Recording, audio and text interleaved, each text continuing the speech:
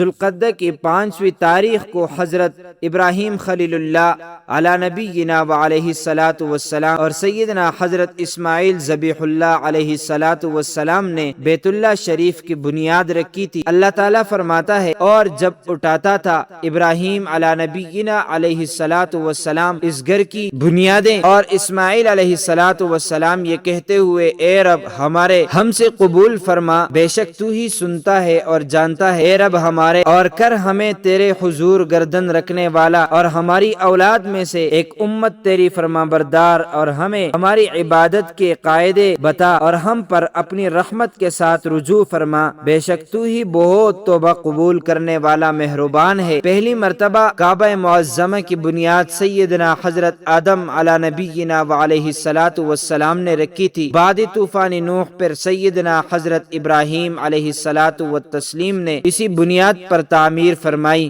یہ تعمیر آپ کے دست اقدس سے ہوئی، اور اس کے لیے پتھر اٹھا کر لانے کی خدمت اور سعادت سیدنا حضرت اسماعیل علیہ الصلاۃ والسلام کو میسر ہوئی۔ دونوں حضرات نے اس وقت یہ دعا کی کہ یا رب ہماری یہ طاعت اور خدمت قبول فرما۔ معزز ناظرین و سامعین، امید کرتے ہیں آپ کو ہماری ویڈیو اچھی لگی ہوگی۔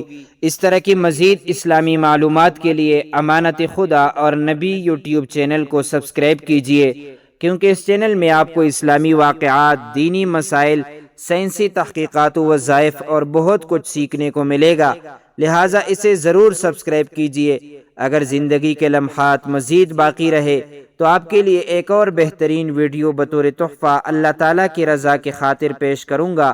تب تک کے لیے مجھے دیجیے اجازت۔ اللہ تعالیٰ تمہارا حامی اور ناصر ہو۔